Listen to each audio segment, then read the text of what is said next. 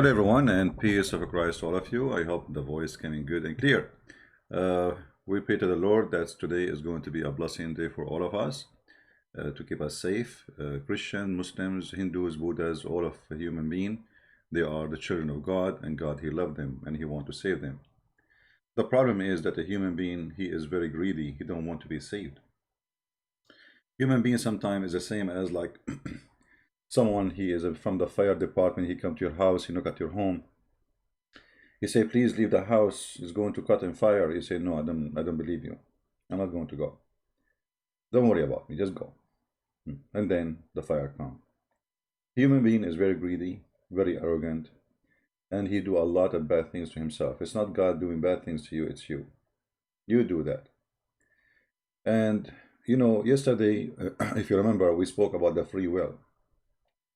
And if you watched that yesterday, the call between me and the person, his name, I don't know, I forgot his name, from Bangladesh. He speak like a Zakir Naik. We found that the free will doesn't exist in Islam, and Islam is a joke. So Allah, the God of Islam, He is going to punish you for something He forced you to do, which is absolutely, stupid. In Christianity now. In Christianity, we are giving all the freedom. The only thing we don't have a freedom for is, let us say, in logical discussion, is the decision of the judge, which means it's not in my hand. I commit my crime or I commit my good, whatever it is, and then the judge decide based on what I did, where I will go. So in somehow there's a judgment, and we knew what it is. This is we cannot change, but we can change where to go. So free will is preserved and given to everybody. And today, with our free will, we give our free book to Indonesian people, translate it to them in their language. And before I start talking about it, I want to say thank you for the person, which I don't know. I have no idea who is he. I mean, he is sending messages in Skype for sure, but I don't know the person. I mean, voluntarily, he did a great work, and I'm assuming that he did a good translation. I don't know really. I don't understand the language, but you people who speak the two languages and you have the two books can tell me. So I want to say thank you for doing this great work, and I think already many of you have the other translation, which is Quran and Science, for free too. So now Indonesian people, they have two copies, one of the Quran and Science, and the other one is Deception of Allah, and both of them for free.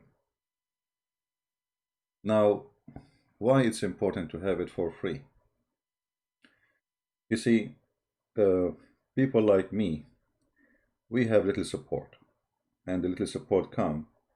I'm very grateful from the Lord for whatever I have. So we need really more money, but isn't it saving hundreds of millions who they are poor? They cannot even, I mean, I don't know how many of those millions can afford to buy my book, but let us say only 10%. 10% is a lot of people and a lot of money. You can think about it. But for me, saving the 90% who don't have money to buy the book, who don't have even a credit card, is more important than 10% will get my book and make me maybe a lot of money. So yes, this is how we support ourselves, but this is not really, the Lord is always, He's our provider, and I'm sure there's good people always, they will help us and make donation, and we would do good anyway. The Lord is great. So we want every single Indonesian to get the book. You don't have a computer, you can open it in your phone. I think these days, even the poor ones, they can get a phone. The phone is very cheap. You can get it in your phone, you can open it, you can read it, and there is a lot of information. Actually, when I wrote my book, there is a person who I know. He is a very, very high knowledgeable person in Islam. And for long, supposedly, He looked at me that's I am learning, you know. And then after I wrote my book, he was shocked. He said, I cannot believe how where you been and where you are now. This is amazing because the book contains a lot of information. It's impossible for somebody, even those who speak Arabic, to find them. And so imagine if what about the person who don't speak at all the language of Arabic? And for sure, the Arabic language is crucial in this case because Islam is as a religion is an Arab religion. Whatever they try to say to you, Islam is for everybody. It's a lie. You know, Islam is made by the Arab for the Arab. Even the Quran confirmed that. It says Allah, He sent the Quran for the city of Mecca and what is around it as Arabic book. And if you remember, just a few days ago, a person, his name is Yasser Qadri from, I think he's from Pakistan originally. He said that there is a big problem with something called huruf, which is supposedly Quran sent in many reading. And the Muslim, they say, oh, it's different in the letter here, letter there, doesn't make any difference. And for sure, this is a stupid answer to say. This is only come from someone is naive, or speaking to the naive and fooling the naive so he can relax them, like relax, you know, give you drugs. Let me give you drugs. You see, if the Quran reading is different by letter, then there is no need for Muhammad to say what he said. Look like Muslims do not even know. This is why Yasser Qadri, when he said what he said, every Muslim starts spitting at him, accusing him to be working for Christians, and they accuse him to be a Jew, and he worked for the Mossad. Yesterday he was a sheikh, today he is a shaky. Why? Because he shares some of the truth, not all of it. This guy is a big fat liar anyway. But if you see what Muhammad said, you will notice that the reading is not just letters. Just use little brain, the little brain God He gave you. Our brain is very little, you know. But being little doesn't mean that you have to be stupid. Muhammad, he keeps saying that my people cannot handle it to read the Quran in one reading,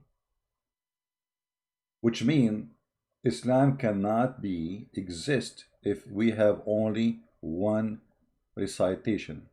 You need to ask yourself here, so is it about a letter reading? My people would not be able to do it. Right now, you Muslims, you are able to read one reading. You have no problem. So is Muhammad lying? So either you have to accept that Muhammad here is lying, or you accept that Muhammad is saying the truth. And what is the truth? My people would not be able to do it. This is after what? This is after giving him the second Quran, third Quran, fourth Quran, fifth Quran, sixth Quran. So seventh Quran is what make people be able to be Muslims, not one. Who said that? Muhammad. So obviously this is not like a differentiation between here I say the letter meme, there I say the letter ain. This is not a letters. Obviously it's totally different Quran. And the proof of that, even Uthman, when he collected the Quran, which is whatever left of it actually, not the Quran, he burned all the other Quran. So if they are the same, why he burned them? Obviously there's a huge difference between them. Like imagine now I get my book and then I decide to burn my book. Right. Well, if it's the same, why I want to burn it? You know what I mean? If it's the same, why want to burn it? And if the Quran came in many reading, why you want to burn the reading which Allah He gave you anyway? So if every one of them, he wrote the Quran in the reading according to Muhammad, how he gave it to them, well, still they are legitimate. Uthman, he burned them. Why? Because obviously this is not about reading. Those are totally different Quran. And Muhammad, because he's a fraud, he cannot repeat the same verse twice correctly. So he come with this joke that Allah, He sent me 7 Quran. You know, ask yourself, okay, why Allah want to send the Quran in Arabic? And the people who speak Arabic very well, they are the Bedouin. Those people, they are not capable of doing it. Doing what? And those are the Arab. So how a guy who live in Indonesia, he have no idea what Arabic is, he is capable to be a Muslim. You know what I mean? Do you understand what I'm saying? How a person from Indonesia or from Pakistan or from China, he is capable of being a Muslim today. That means there is none of them is a capable to be a Muslim today. It's a lie. Muhammad, he insists we need 7 Qur'ans. If the Arab cannot do it, you can do it. Like the guy yesterday, supposedly he was reading for me in Arabic. I was dying from his Arabic. Well, this is not Arabic. You know, they open the Quran pages here, as I showed you before, and they go to like resembling Arabic. You know, they do resemble Arabic sound. They don't know Arabic really. Yesterday I opened it. What it was? I forgot which page.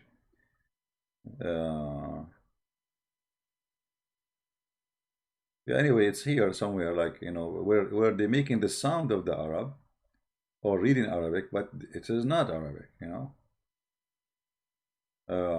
Let's see.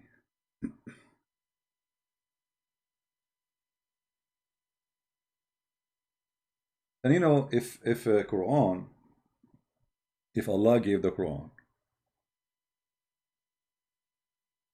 in 7 languages or 7 reading, all of them they are Arabic, and that will make the Arab understand it. So shouldn't Allah send 7 Quran for you in Indonesian language? How silly, how stupid. But this is what happened. Muhammad is a fraud, he's a fool. At the same time, he always finds something to cover his bum. So he said, as an excuse for the garbage he come with, none of our revelation, supposedly Allah gave him this, none of our revelation do we abrogate or cause to be forgotten. So Muhammad here, he says, okay, Allah, he caused me to forget Quran. What I will do? We have a solution, don't worry. Okay, what is the solution? But we are going to make something better or similar. Here you notice the stupidity of this phrase. Because Allah saying he will make Quran better than the Quran of Allah. And Allah will cause you to forget the Quran, so he will give you something similar. Look, it's like saying this. I will make you forget the following sentence. Muhammad is a fool. And then Allah, he gave you something similar. Fool is Muhammad. So what the difference between them? So why you cause him to forget the first one, and now you are giving him something similar? And to make it more horrible, he said something better or similar. What kind of God he says such a statement about his own words? Because how God he write words better than his words? Did he, like when he wrote the Quran first time, he was not concentrating? He was half asleep. He was tired. Maybe he had corona. What do you mean you are going to write Quran better than the Quran? So Muhammad here is trying to find an excuse. And the excuse simply that, okay, you know, I do poo-poo, okay, my poo-poo is all over, and don't worry, Allah will cover my poo-poo. And the Muslim, they say that the Quran is preserved. When Muhammad himself, he forgot the Quran. Muhammad himself, he forgot the Quran.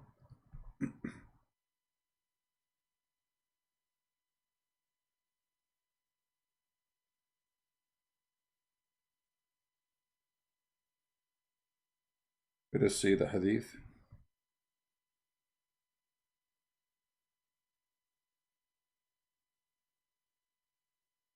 And here you find the madness.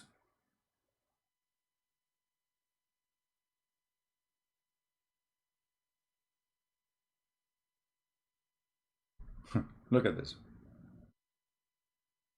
Look at the stupidity. I want you to serve this verse here. This hadith.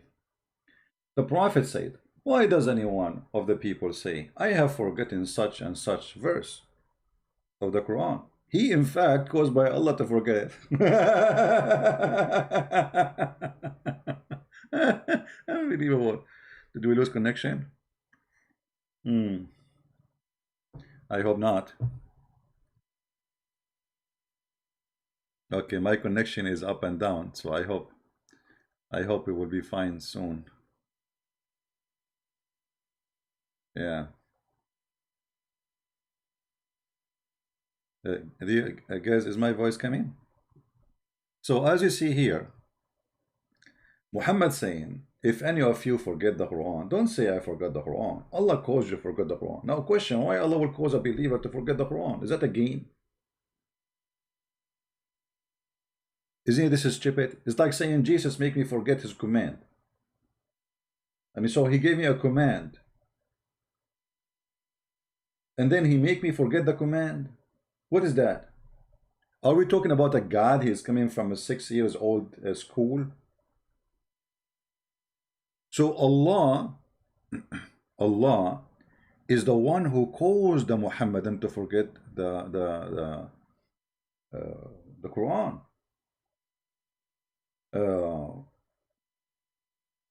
But the funny, Muhammad, he blamed the shaitan in different place. And this is one of the funny things about Muhammad, that Muhammad is a person who cannot stop being stupid. He cannot.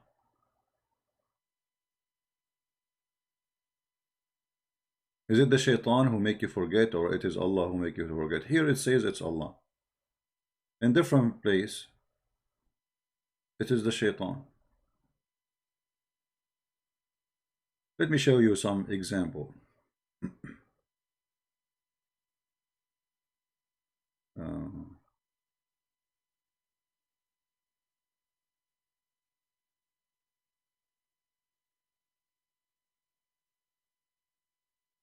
We will try to find something in English.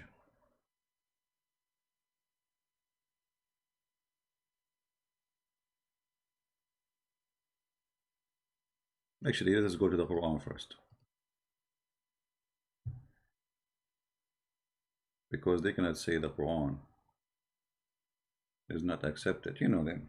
They look for any excuse. The Quran full of verses saying that the one who forgets things about Allah is shaitan. As an example, chapter 6, verse number 68. You know, the chapter 12, verse number 42. Chapter 18, verse number 63. Like here, the story about how Moses, he forgot his wheel next to the rock. Who caused him to forget the wheel? Shaitan, brother, shaitan.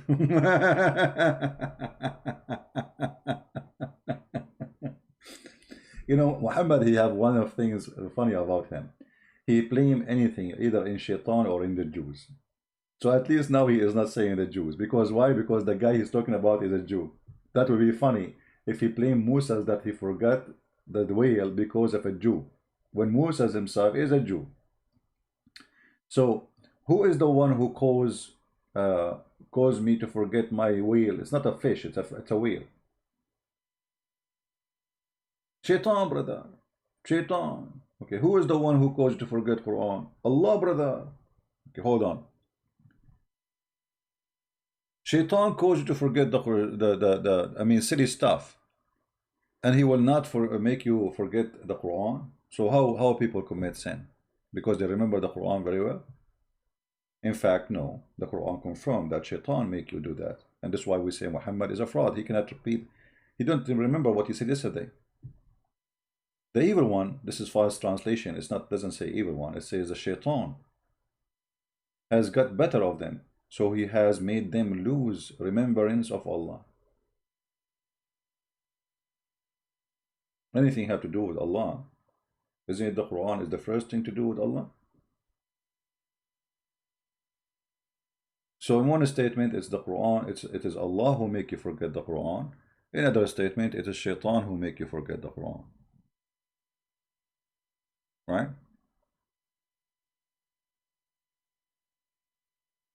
But you know, for us, actually, as a Christians, we are lucky that Muhammad is a fool. Because the easiest way, I mean, to fight foolishness, I mean, it's easier to fight foolishness from fighting someone genius, right? Like evil and genius. Muhammad is a fool. And the problem is, many people do not understand that Muslims who you speak to do today, they are selling out Islam. They are not telling you what Islam is, which means the problem is that Islam is not based on honesty. Every Muslim, he can give you his own opinion just to deceive you, and his opinion is not a true opinion. It's an opinion to present to you, which means it's a sell out. It's a presentation of a car have no engine, but he says to you, it's running fine. Just don't turn the engine, okay? First, you buy the car, and then you can try it. And then after you join Islam, they say to you, oh, now you cannot leave. We will kill you if you leave. There's a sheikh in the TV. Actually, it's in memory TV, the program, the video, where the guy, he said, he's proud about a Muslim. He said he have a Jewish friend, not friend, I mean neighbor. He keeps saying to him, why don't convert to Islam? Why don't convert to Islam? And I'm sure this story is fabrication, by the way, because nobody fabricates stories as Muslims. Unbelievable. They are good in that. Uh, and I'm talking about Muslims who speak about religion. So he said, he keeps saying to his neighbor, convert to Islam, convert to Islam. The Jew, because as usual, they want to make the Jews are bad. You know, the Jew, he said, well, I do smoke and I do drink. So supposedly they are Jews, they are bad, my friend. They smoke and drink. The Muslims don't smoke and drink. The Muslims only, they sell drugs and cocaine and heroin, only. Taliban, Pakistan, Hezbollah, you know. We don't do smoking, brother. We don't smoke, no, we smoke hashish. We don't smoke no more cigarette. Haram, haram, haram. So he said to him, I smoke and I drink. The Muslim guy, he said to him, who said to you, you cannot smoke and drink? The guy, the Jewish guy, he said to him, really? I can? He said, yeah, sure, you can. Say Shahada, man. Say Shahada. So the guy, he said Shahada. He converted to Islam. After he converted to Islam, the Muslim guy, he said to him, according to the TV station, Sheikh, he said, okay, now, listen. Now you said Shahada, you cannot drink and you cannot smoke no more. The guy, he said to him, you told me you can drink and smoke. Who told you you cannot? He said to him, yes, I told you that before you convert to Islam.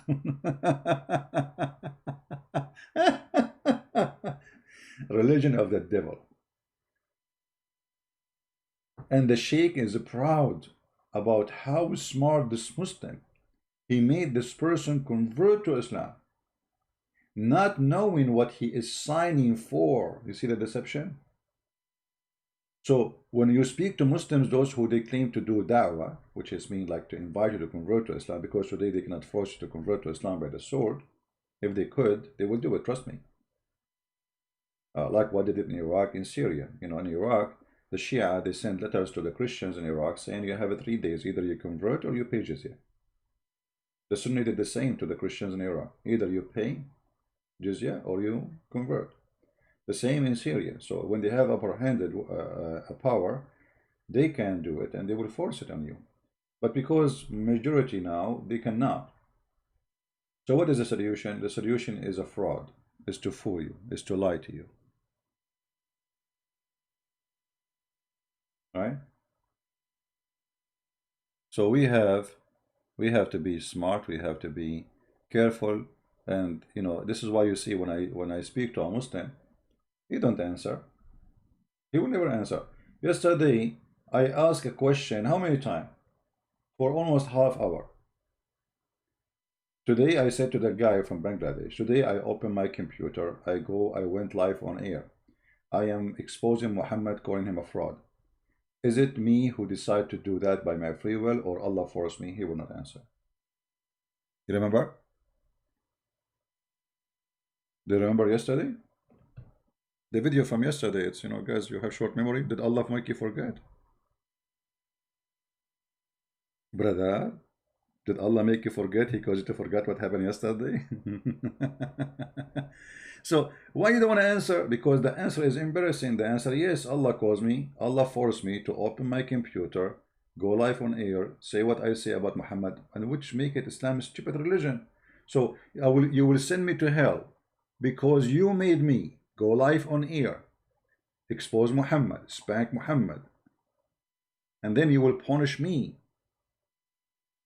for saying what you forced me to say. Have you ever heard of a stupidity more than this? And this is why the guy, he was refusing to answer the question.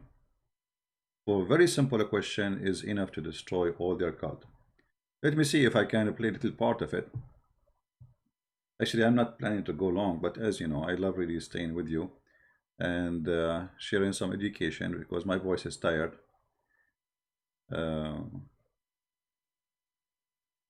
Yesterday I ate lemon. You know, I love lemon. You believe it? I ate lemon like I'm eating orange. But lemon hurt my throat. But I love it. What I can do? Subhanallah.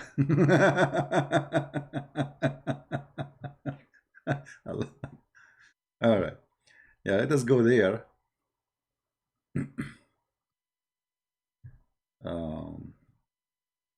I will open the link for the yesterday just to show you how the game. It's a game. It's not really. There's no dignity. There's no honesty. There's nobody who want to say the truth to you. They are not people who fighting for truth. They have nothing to do with the truth. All what they care for is winning point by lying. Let us see. Where is the guy he came? I have the link in front of me, the video. I'm trying to find out where he called me. Maybe at the end. Here.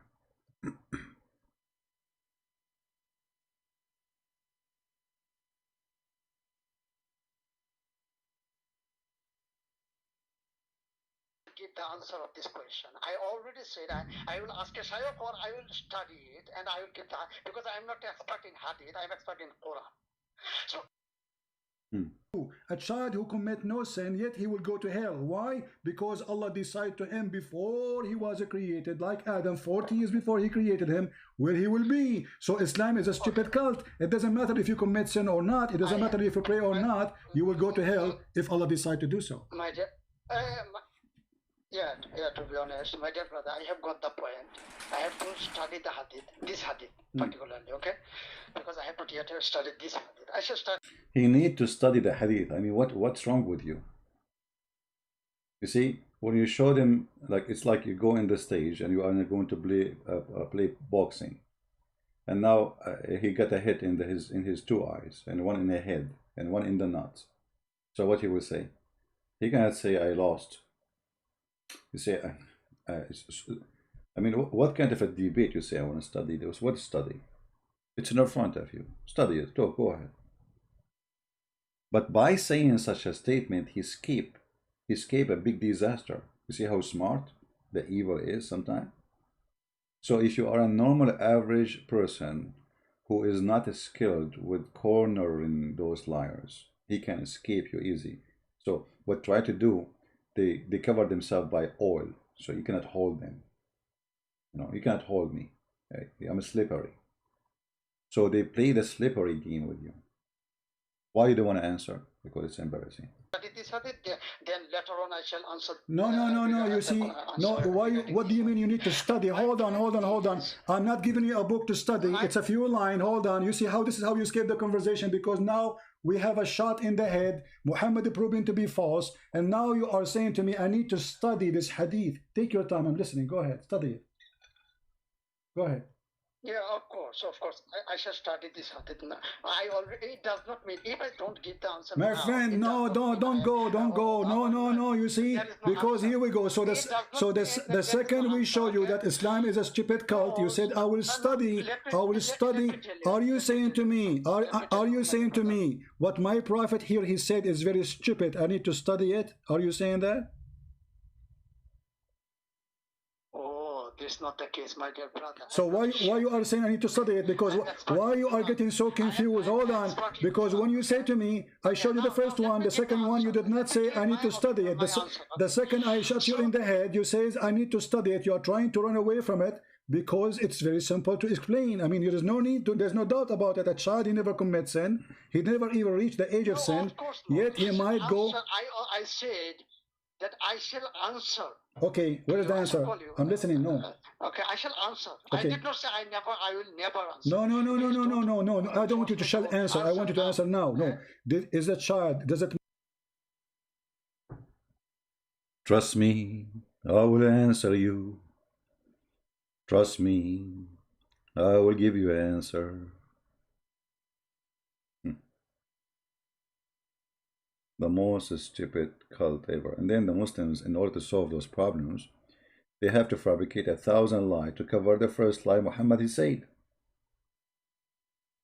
This is how Islam works. Like when, you know, if we can call it a debate with David Wood and Mimi Hijab. David, he says to him, your God, Allah, have hands. He have legs. Mimi Hijab, he said, who says so? That's it. The problem solved. You see, slippery. And if you are not skilled, not just in a debate, you know, you have to be skilled in holding a snake covered by oil. You know what I mean? So you shall not let them go out of the trap by saying such a statement. Who said so? Say to him, tell him who said so. Muhammad said so. The Quran says so. All your scholars say so. Who are you? Everybody then will laugh at him. So you have to be very careful when you have a conversation with those people. You are not debating. This is not a debate. This is a game with the devil, who will never give a true answer, honest answer. See, when two people debate, supposedly, and both of them supposedly are religious, we assume honesty from both sides, correct?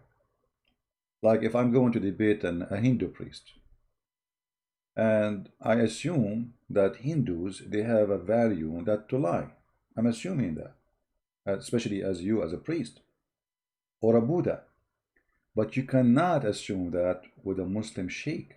I'm not saying like this Mimi is not a sheikh. This guy is a potato tomato making money from the YouTube.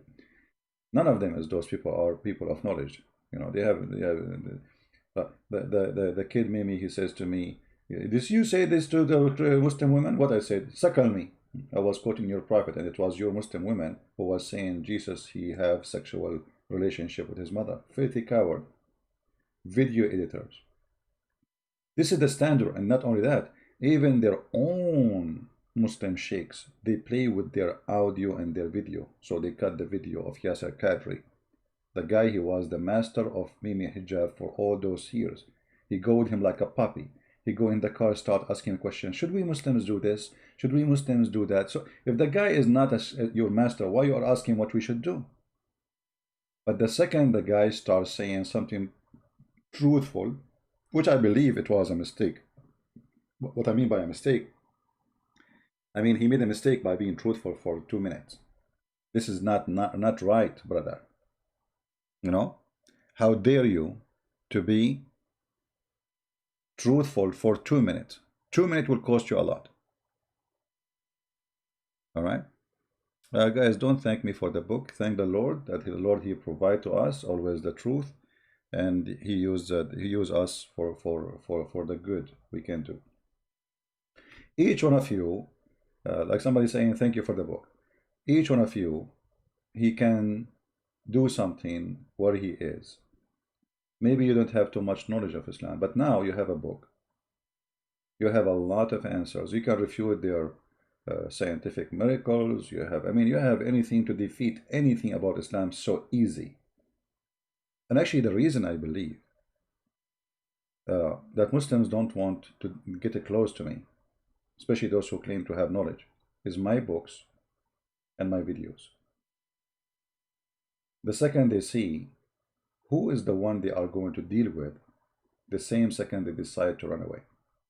If my name is George, I have blue eyes, I'm born in England, and I know nothing about Arabic, trust me, all of them, they will line up to debate me. As simple as that.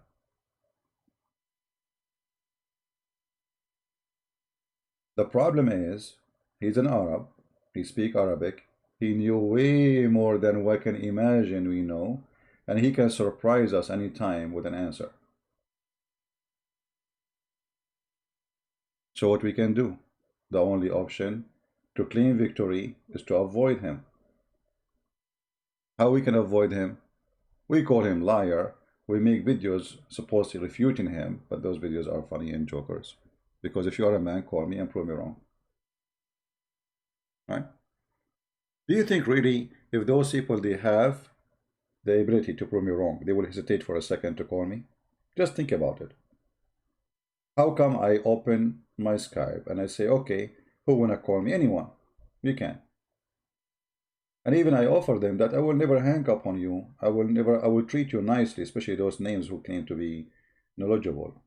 They will still not do it. And not only that, I will call you on your Skype and your show. You go live. The same as I did with Mimi Hijab. I'm the one who called him. He did not let me speak. He hung up on me 6 times in less than 6 seconds.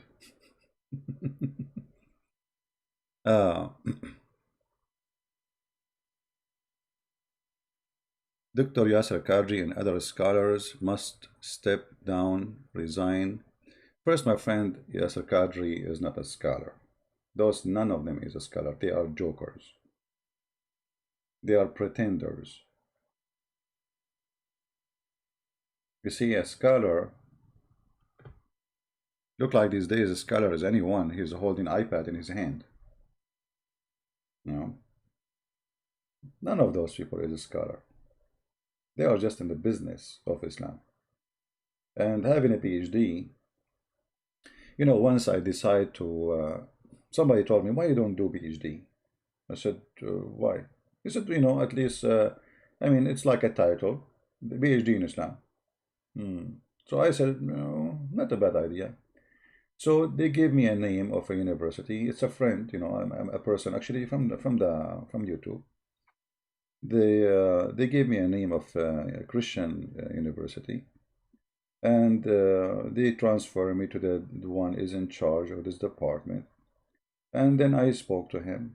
He said, to be honest with you, I do not know much. This is the guy who will be supervising me. This is the one who will give me the degree. He says, to be honest, I do not know much about Islam. I always listen to someone in YouTube. And by the way, he have like your voice. He did not know that I'm a Christian prince. So the guy wanna give me the PhD, he watched my videos to learn from me.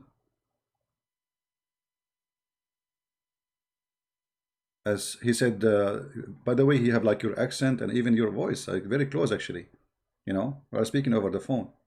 I said, okay, so you listen to him and you learn about Islam from him? He said, yeah. And is that you?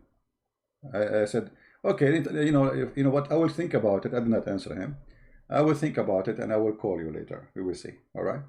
So, the guy want to give me PhD is the one who listened to my videos to learn from me. It's a paper. All of those, they got their PhD from Toronto, from Canada, from USA, by people who do not know much about Islam anyway. Anyway, PhD have nothing to do with knowledge. Knowledge is something you can earn. It's not a degree.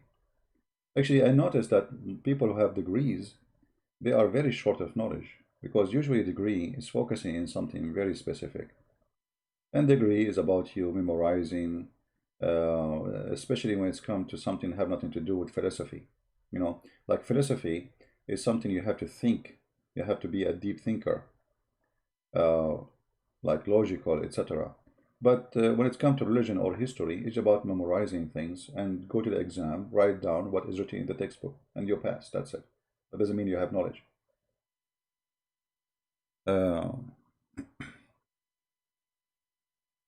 No, I did not do taqiyya. I did not lie to him. I did not say it's not me. Actually, I don't remember the whole conversation, what happened, but this is what, like, a summary of it. I thought, okay, I might call you later, we will see. But there's no point, it's cost a lot of money. I have to spend 1 year in the campus, in the university, and then the rest of the years I can do it from home.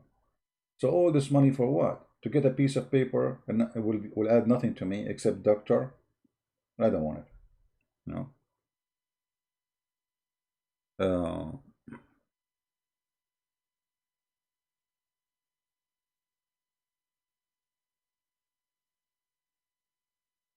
They need a Pensila certificate. I don't know what is that.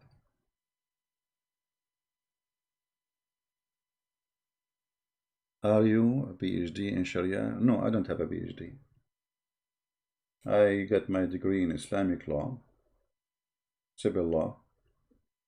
I have a master degree, but my master have nothing to do with the stupidity of Islam. And I am not seeking a PhD degree because that will not add anything to me. Right?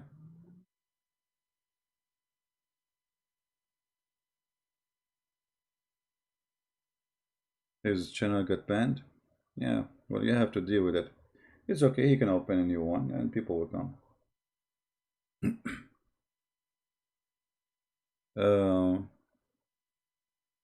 Anyway, never think that's a degree is what give you. Degree is just to give you a job, maybe. You know, degrees, they give you a job. It's like, okay, you want to apply for a job, what is your education? But this is education about the job, not education about education. So, like social life, history, religion is a very complicated knowledge because everything is connected. History, language. Like, you know, if you want to study the Bible right now, we do sometime we speak about the Bible, right? But the Bible is can be very complicated to study if you want to go and let us say you want to be a scholar. There's a lot of amazing things about the Bible. The coding, there's a code in the Bible. There's language, there's keys. There's amazing stuff. But for us, you know, let us say we are just believers, let us say, and we are not a specialist. So we concentrate in understanding the simple teaching of God about how to be with Him. What is salvation? How we can be saved. But the Bible is way more complicated than this. You see, obviously the Bible, when it's given to us, it was not meant to be just a book. It meant to be a message. Even names in the Bible, they are not names. Like if you go right now, I'm not going to tell you the answer. Search right now, you will be surprised. What the meaning of Moses? You will be surprised. It's about what happened to Moses. What the meaning of the name Abraham? You will be surprised. The name of Abraham is about what happened to Abraham. How that can be? You know what I mean? I mean, how I can be named and my name fit perfectly with my story. You know what I mean? So there's a high authority involved in giving this book. So when we say Abraham, and the Muslim, they stole the name Abraham, but they don't know what Abraham means. Sometimes they call him Ibrahim. You know, the Quran sometimes have many reading for Ibrahim and you know, like Abraham or Ibrahim. It's the one who crossed to the other side, you know, Abraham, the one who crossed the river, the other side. So how the name was given to Abraham and why the name fit with his story, obviously, high authority, God is involved in this. Same when we see, when a Muslim, he says to us the name of the Messiah. His name is Al-Masih in Arabic. Okay. What Al-Masih mean? You will not believe it. The answers Muslims they give you. Every one of them, he start guessing because they don't know what this means. What Al-Masih mean? To the point, one of the opinion, they say that the Messiah, his name is Al-Masih because he have a flat feet. You know what I mean? It's amazing, stupid garbage. The flat feet. The Quran says, as an example, the word Israel. You ask the Muslims, what Israel mean? They don't know. Okay, what Adam mean? They don't know. What Eve mean? They don't know.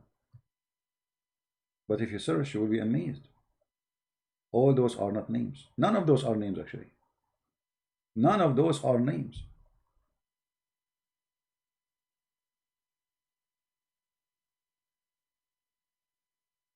Even when we say God, what God he says to Musa, what he said, is that a name? No, it's not a name.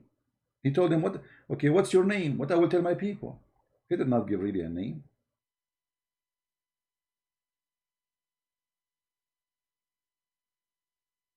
So when we go in the Quran and we read the Quran, we will find a lot of stupidity. The Muslims, they try to make stupidity look smart. So they say they have a science. If you go right now and search in Google, Prophet Google, peace upon him, you will find tons of videos made by Muhammadan about science in the Quran. But not even one of them is true. And you know what? Even though I'm not planning to stay for long, if there's any Muslim want to call me and show me something scientific in the Quran discovered to be true, it's not a fraud. If there's any Muslim in the chat willing to call me, just to show you how powerful the fraud, how easy to expose it. Any Muslim? I did not open my Skype yet.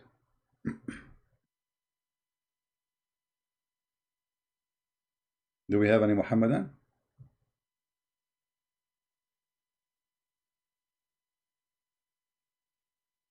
Any Muhammadan? Look at this. I just opened search a page in a search in Google. I found this.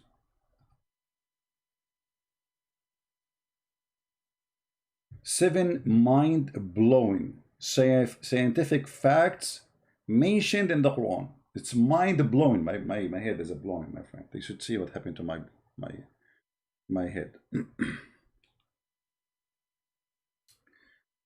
Someone he want to debate me. His name is someone. That's a good name.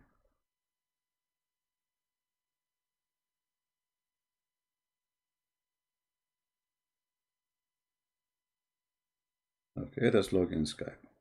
Even though I'm not planning really to stay long, I have many things to do. But we give it a chance.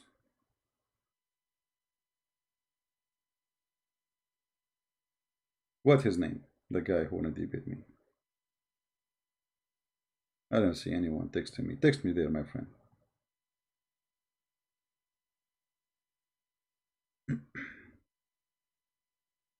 So 7 mind-blowing in the Quran.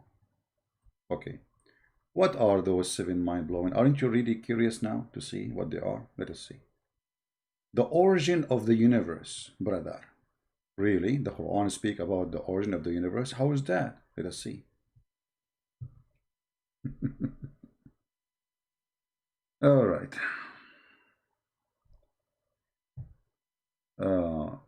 We are familiar with the biblical account of a creation. God created the world in 6 days and rested in the 7th. He assigned Adam, the first man, to rule over his earthly creation. While most of the account, this is accepted within Islam, the Quran one step farther and detail the creation of universe itself. Let us see. Then he turned to the heaven when it was smoke and said into it and to the earth, come both you willingly or not willingly. Here you notice yourself, why they cut that? I mean, why you don't show us that what happened? Why you quote the verse right away? What about read the before it and after it? Because we need to understand what happened. The reason they will not do that, because that will show you that Allah is stupid. Let us go. Actually, the verse alone by itself here is this disaster. According to this verse, the earth was created before the heaven. The heaven was still a smoke. Even the verse here says that translation. Do you see it? So the stupid who is making a mind-blowing discovery, he is so stupid to the point he did not notice that the Quran is saying that the earth is created first. There's no space. The heaven was a smoke. Now, if we go to chapter 41, verse number 11, let us laugh together. Just to show you how easy, I mean, it's a joke. You know, we are just having fun. This is a chapter 41. And don't forget to mention that chapter 41 is totally the opposite in order of a creation with the chapter number 79, proving again that Muhammad is a fraud. Read carefully. This is a chapter 41, and this is why they did not quote for us the verses before it. I mean, what you will lose? You quote for us this verse, and you did not quote to us the verse before it. Why? Because it's embarrassing. So, say it is Allah. Actually, let us see the translation here. This is Yusuf Ali. It's a stupid translation as usual. He used weird language and stupid stuff. Okay. Say Muhammad, SAW. SAW is like short wave, you know, because Muhammad, his wave can go anywhere. It's a microwave. Do you verily disbelieve in him who created the earth in 2 days?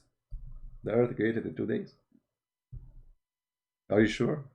Okay. And set up rivers in worship to him. Okay, and then he says, and then he placed therein on earth mountain. The earth was without mountain. And then Allah, he placed mountains, brother, in the top of the earth. Is that what science say? Is that what science says? Mountains are part of the earth. They are coming from inside the earth, from deep the earth. Not something you place in the top of it. And why he put it there? So the earth will not shake. Because Muhammad, he imagined the earth as a flat carpet, and you put some rocks on it. So, you know. Okay, let's see. We have a caller. I hope he's a Muslim because, you know. Hello. Good morning, brother Christian Prince. How are you? Good morning. Good afternoon from London. No problem. You are my friend. You're welcome. What do you want to say to us? I'm on the air. Yes, we are live on air. Are you a Muslim, my friend? I'm not Muslim, brother. I'm a Christian. I'm an ex-Sikh. You are ex-Sikh? Oh, okay. Yes, you debated my young friend yesterday, Mr. Sanwa. We debate with him regularly anyway. So just wanted to say thank you. You've done a very good job and wonderful job you're doing anyway for everyone. This guy, this guy, he live in London? From Bangladesh, yesterday. You debated with him in Bangladesh yesterday. Do he go to speaker corner? No, he doesn't go to speaker corner. I got friends in speaker's corner. Brother Kane, Builder Bob, you know Bob the Builder? Mm-hmm. Yeah, good guy. Brother Kane, Sister Hatum is there as well. Yeah. She's doing a wonderful job. Daniel and the other guys, they're very good. They're doing a very good job. Well, thank you, my friend. Thank you. Anything else? But you're doing a very good job. I will try to get your books as well. And I'm just saying you're doing a very good job.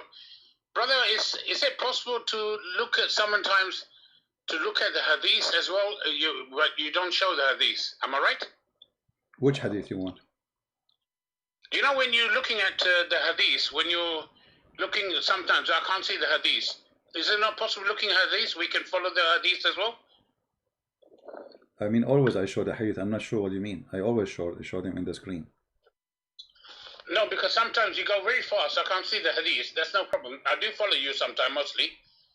Because it's not always possible to... I got this number through a friend of mine. Yeah, like in India. Yeah, if you watch my videos, actually, I show the hadith, especially if I am like now we are just having a conversation. I'm not debating anyone, so I can mention something without right away showing it. But I'm going to also get your books and bless someone with your books as well. All right, my friend. So if I can get that I'll go on your website. I don't know which website to go on to get your books. Just go to Amazon. Order them on, you can go to Amazon. Can you send me on my just go to Amazon. Type Christian Prince. You will find my books in many languages. Okay, I will get them to bless some people as well. Yeah. All right, my friend. Thank you very much for your call. Thank you very much. Thank you very much. You're doing a very keep up the very good work, please. Thank you. God bless you. God bless you, sir. Thank you. Thank you. All right. I thought he's a Muslim, but he's not. So guys, let us go back to the topic. So Allah, he placed mountains in the top of the earth, but all of us, we knew that this is not true. This is stupid. This is why they will not show it to you. It says here, actually, in front of you. And then he placed, this is not my translation, this is their translation. Imagine how stupid this statement is. He placed firm mountains above it. I mean, which donkey he agree with this? Nobody. And then he made all like grass, trees in 4 days. But the total now is 2 plus 4. That is 6 days already. And then which mean what? Actually in Arabic it says thumma. There's a guy, he's a Muslim, he teach Arabic. He explained to you what thumma mean. He say clearly thumma mean like way after, not right away. You know? Like in Arabic, we can say and like and after right away. And there's thumma, which is come like there's a period. So thumma, and then he went to the sky, and the sky was a smoke. So the earth, according to the Quran, was totally finished, and there's no sky. There's nothing. And then he completed them, and he finished their creation in 2 days, and then he made them 7 heavens, and then he made the stars. So look at those liars. They say to you, this is mind-blowing in the Quran, chapter 41, verse 11, but they will not show you verse number 10. They will not show you verse number 12, because you will die laughing at the stupidity. The Quran confirmed. You remember when did that he says to a Christian, a priest, your Bible says that the sun was created for 4 days. If somebody have the video so we can play it, we can laugh. The stupid did that to not know that the Bible says that God said let be light, and light was. This is from the beginning. So there's light. And then he called the light day, and he called the dark night. So we have light before the sun is created. Number 2. In the Quran, that was making fun of the Bible, saying, claiming, which is wrong, that the Bible says the sun was created in Wednesday. But the Quran says that after all the creation finished, then Allah start working at the end. The last step is creating the stars, as you see in front of your eyes. And then we what? We decorated with the stars. So those bunch of fools, they try to make fun of your Bible, but the fact they are fool. You see, obviously, this is why I say those are not scholars. Like many of you think that the dad is a scholar. The dad is an idiot. But the problem is the dad was debating people who know nothing about Islam usually. Until he debated Anish Sharush. Anish Sharush, he whipped the floor with him. That's why the dad did not come the second debate to debate him. If you go here, you will see the following.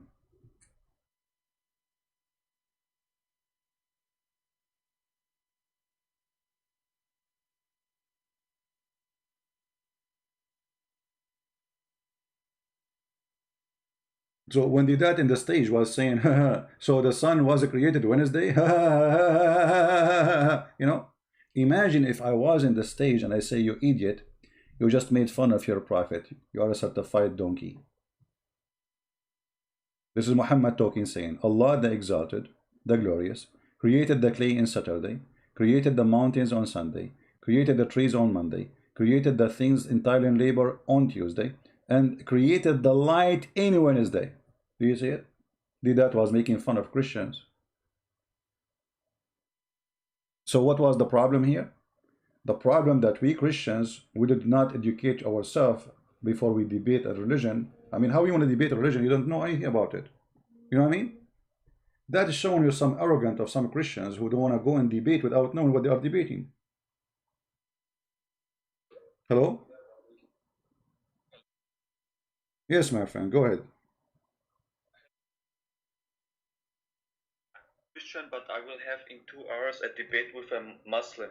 Yeah. And he's a friend of mine, and I bought your books, Deception of Allah, Volume 1, and I have read it, and at the page 51, there is the story about Muhammad ordered Abu Bakr, Umar, and Ali to kill the young believer in the mosque. And I think the number of the hadith is wrong, because at the page 51 there is it's not wrong, because people are they are this is what we are talking about. People do not know what they are talking about, and yet they think they are talking about something. You see, when I say, what is the reference they're saying? Sahih al-Bukhari. Yeah, but this is quoted from different book, quoting Sahih al-Bukhari. So that you will see the numbers have nothing to do with Sahih al-Bukhari itself. So if you are knowledgeable, you will know. Actually, I made videos about it. Search them in the internet, and you will find all the reference about those. All right? Yeah. Okay. So first of all, the story exists. The story is true. And when we quote from, when we say, like as an example, a sheikh, he is saying, there's books written about Sahih al-Bukhari. Do you understand? So, and they are talking about a story mentioned in Sahih al-Bukhari. So the hadith reported there, you know, maybe like when we did the translation, we should add more information and details. However, I did add those information in my videos explaining those hadith, and they are true and they are there, and no Muslim can deny them. Okay. What should I type in to find Kirin on innocent, Muhammad Kirin on innocent. I will try to search it for you. Just give me a second. Let me see if I can find myself. Thank you. Actually, I made a video for Amir because the Muslims, they were arguing with him about this too. So you can see the videos of Amir. You know Amir? Yeah. Okay. You know. But somebody just told me Amir page is banned. I don't know.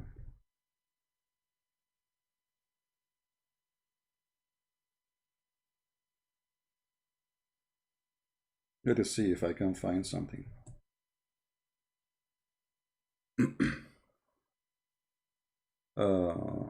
Here we go.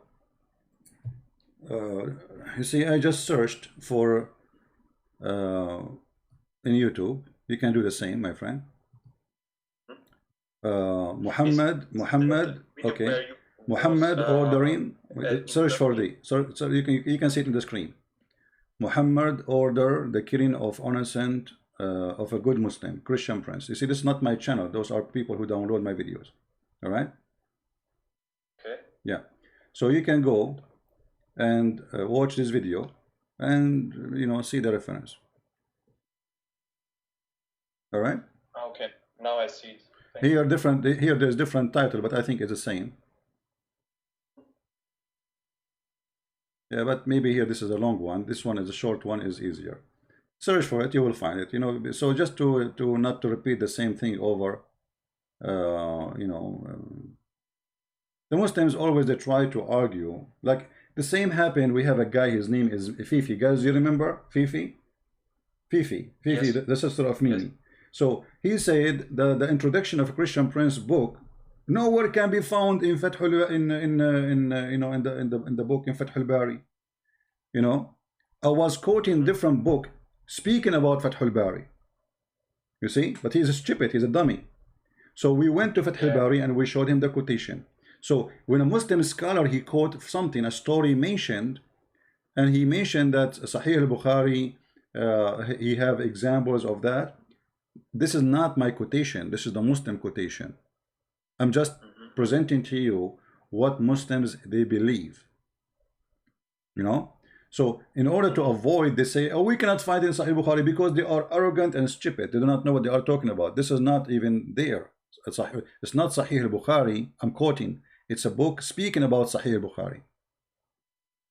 You know, like here, if we go, let's see here, if we go in this video, give me a second.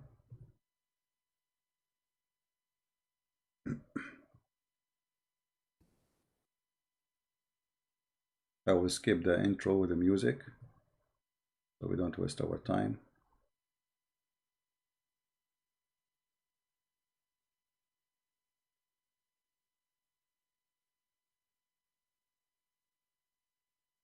All right, here we go. This is advise you to go and listen from there. I will play a little bit of it because here I cannot share my my audio with you. You hang up and you can search. You can watch the video and you will see what this video is saying. All right. All right. All right. Take care, my friend. Thank you. Thank you. Thank you very much. God bless you. You're welcome. Prove that this hadith to be accurate. Please feel free after I show you the reference to call me on Skype. I show you from Al-Albani or show me where the on Imam said that the Prophet killed a Muslim, a good man, as Sahih. Okay. So here we are saying that the Muslims, okay, call us and we will show you. Here we go. and I accept, I challenge you. First of all, we go to Fathul Bari.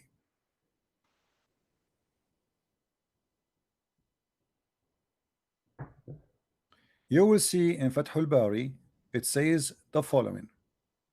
And this is about the story we mentioned about your prophet killing a man. He was doing nothing except he was praying and worshiping Allah.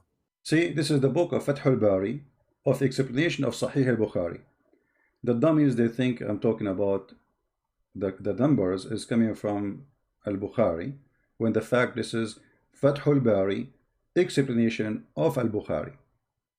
And here you see the numbers, you see the hadith number, and it's true story. It says وذلك ما فيما أخرجه أحمد بمسند جيد عن أبي سعيد. It says here, this is what came from the book of Ahmad with authentic or good musnad, which means like a proof of it. This is have a good sanad. It have a good sanad, which means good backbone. All right, the story here have a good sanad. And then we see the rest of the story in the front of us. However, I'm not going to stop here, because you mentioned to me as an example Al-Albani, and as long as Al-Albani is your favorite scholar to prove that this is a true story, I'm going to go to Al-Albani. Here in front of us, here it says, you see, Kitabul Istibaba, etc. So the problem is that those stories are in Arabic. This is why I said my books is extremely important to provide you how disgusting Islam is, because those books are not in English, and you will never find actually any English translation will be truthful. As an example, Sahih al-Bukhari in Arabic is different from Sahih al-Bukhari in English. Ibn Kathir in English is different from Ibn Kathir in Arabic, totally different. Let's continue.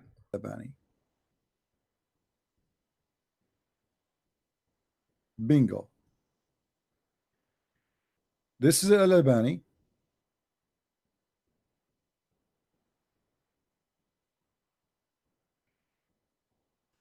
Let me try to make it. I don't know how we can make the thing, all of it appear, because they made it from edge to edge. You see, even when I extend the page, still it's from edge to edge. It's like hard to make it come. Let us see. Okay. Anyway, so what the story here, this is Al-Albani. The Muslims, they say to us, Al-Albani says this is not true. Al-Albani says this is da'if. Here it says this is sahih. Your Sheikh Al-Albani, which is a potato,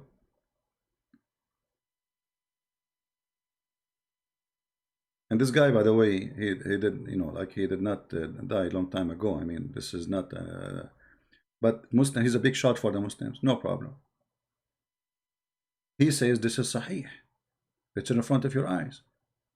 So the Muslim, they could not handle the truth that this is true. This is what it is. Muhammad is a fraud. He is a killer. He got jealous from a man. What the man did? Nothing. He's praying too much. How you kill a man for praying too much? Claiming that this guy is the devil, is evil. But the man, he did nothing. He is just worshipping Allah. He said Shahada. He believed in Muhammad. He prayed too much.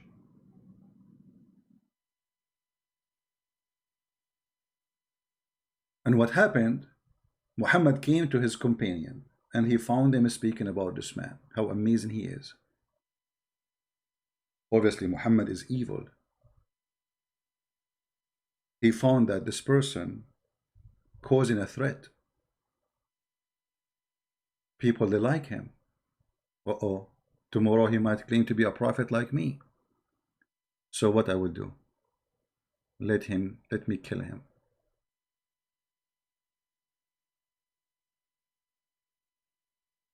Let me kill him.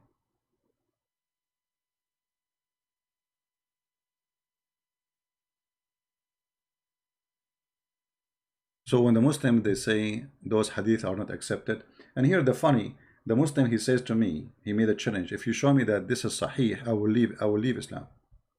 But they don't do that.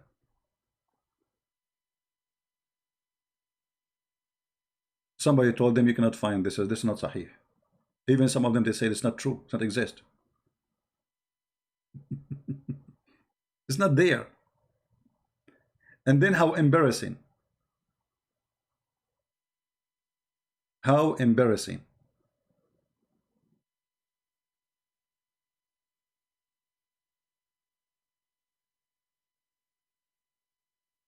But you know, for me, when Muslims, they try to deny something, it's for my benefit. For that will come back on them and will make it more horrible. It's the same as when Mimi Hijab, he tried to hide more than 30 minutes of his interview with Yasser Qadri. If he did not do that, nobody will notice what happened, because we don't watch their videos really. I mean, the two idiots speaking to each other, who care? But when they start hiding it, people, they start getting curious to see what happened, why they are hiding it, what's wrong there, what this is. The Muslim, they start talking about it. How come the interview in the page of Mimi Hijab is something, and the interview in Yasser Qadri, why this part of the interview is gone? So people start looking for it, searching for it, reading it, watching it.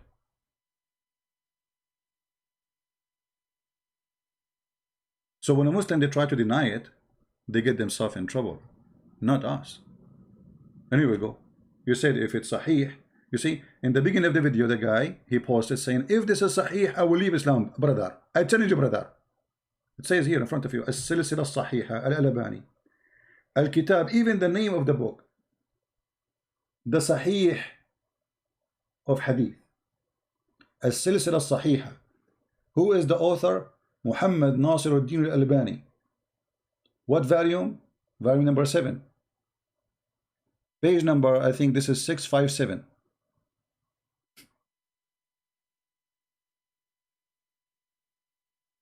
Right? So they say it's not true. Christian Prince, he bring you information, his book does not exist. Do you think really a person, he will make a book, and this book will be printed, and there is nowhere to find those? This is why I said my book, yes, my book is a trouble-making book, because Muslims, they never heard these stories before. Those are not for a normal average person to know. So when the Muslim, they hear the story, they say, what? No way, the Prophet did that. That's impossible. But it's there. It's in front of you. And here we go. A challenge right now. Who speak Arabic is willing to call me or read the page in front of us. And you translate it. What do you think, guys? Who is a Muslim who speak Arabic? He is willing to call us. And you read it. And you translate it. Anyone? Anyone is proud about his prophet ordering the killing of innocent Muslim who did nothing just because he is jealous from him?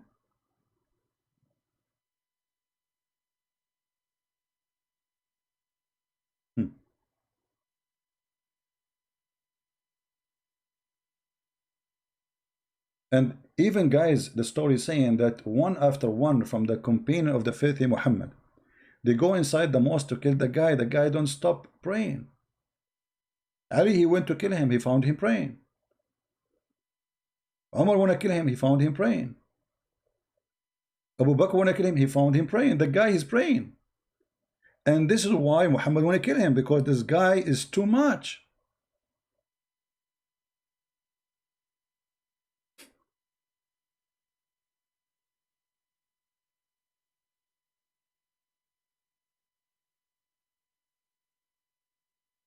So Muhammad, because he was afraid that this person one day he will become something, he decided to get rid of him. Otherwise, I challenge any Muslim to tell me what is the reason. What this guy did? Nothing. Claiming that he will be something bad. The funny, the Muslim, just yesterday they said to us the Quran forbid us from killing someone innocent, which is absolutely a lie. For innocent in Islam is a person who is not a Muslim. But here we see Muhammad, even the Muslim, you want to kill him. Why? Because he's jealous.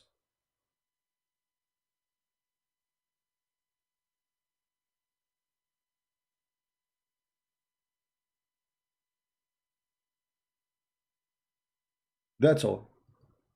Anyway, thank you for your question. And here again, this is the name of the video. You can watch it, and you know, let the Muslim read it for you. And actually, there's more Name of the title. more reference. To wish that you killed this man. Okay. Even here, I use Google Translation as usual because this book is here. It's in Arabic. So what I did, I copied the text in the front of your eyes, like here, and I posted there. This is the story as it is. Copy. Google. Prophet Google. Now Google, you know, don't give perfect translation, but you know, it's good.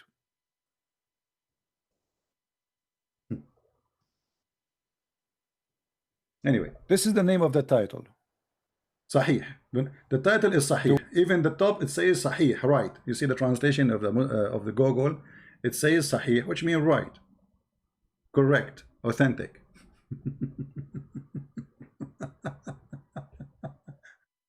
Anyway, so you know, I really love when Muslims they make a challenge, and the funny, all of them they don't dare to call me and make this challenge. You see, did you ask yourself why the Muslims? I mean, okay, they find something supposedly it's not right. Christian Prince he said in this book. Why you don't call me and get me busted? You know what I mean? I mean, this should be a golden opportunity for you to do. Why you are hesitating? Why you are waiting? Here we go. My Skype is open. Anyone can call me.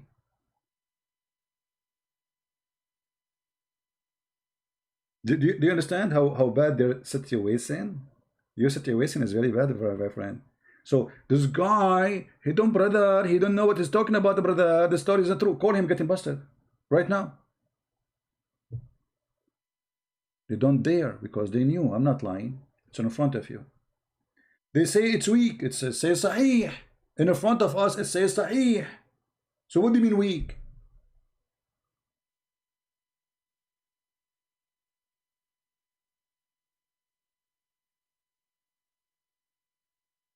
Look, even here in front it says وَهَذَا إِسْنَادٌ صَحِيحٌ عَلَى شَرْطِ Muslim.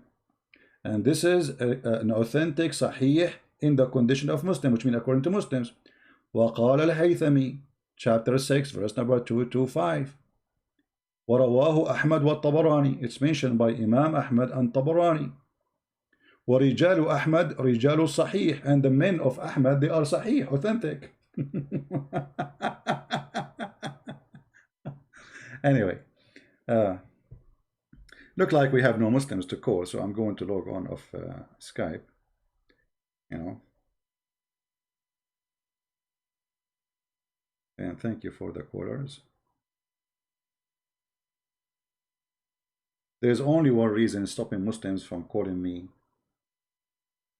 those who claim to have knowledge that they knew they don't, and they cannot make it.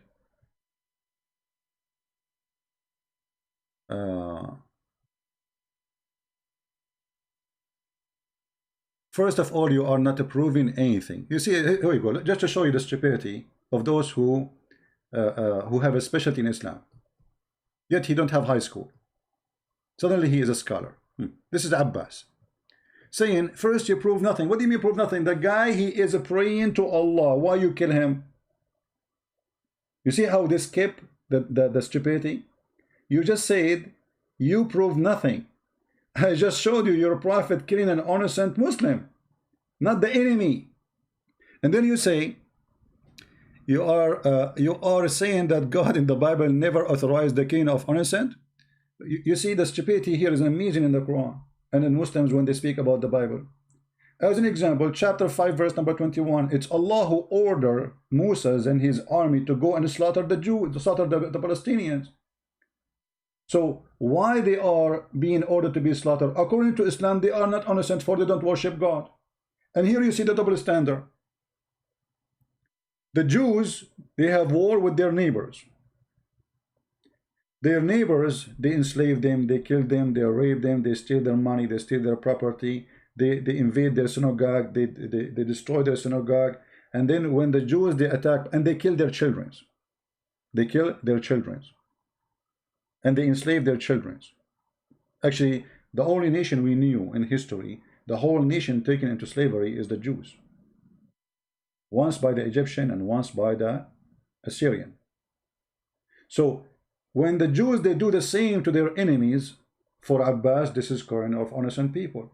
But in the Quran, Allah is ordering Musa to attack people who never attack the Jews.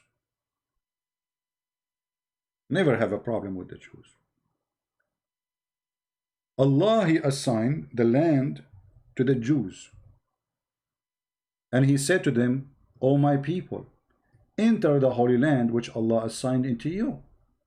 They said to him, there is people who they are mighty people. Those are the Palestinians, supposedly, according to Muslims.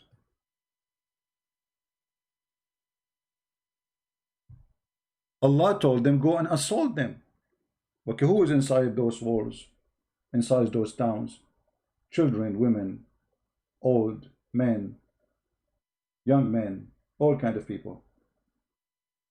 Your prophet, he says, when they say to him, we are killing the pagans and the Christians and the Jews, what about their children? He said, wahum minhum, and they are from them, so kill them. Even the Quran, in the story of Al-Khadr, authorized the killing of an innocent Muslim child who commit no sin. And you say to me, I prove nothing? You are Abbas. Get busy with your pizza. If this is not nothing, so what is something then?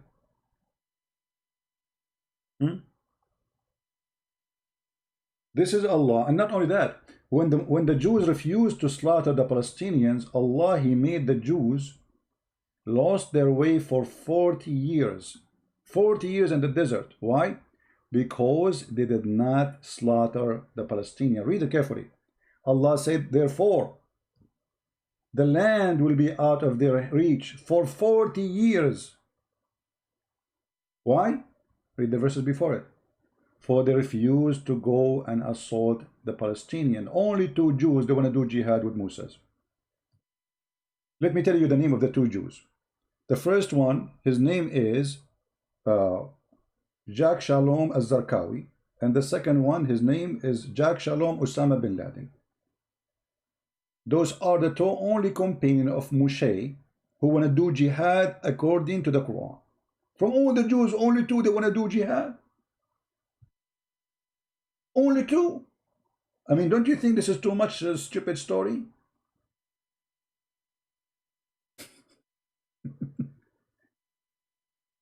Only 2 want to do jihad, guys. Only 2. But among their Allah-fearing men were 2. Only 2.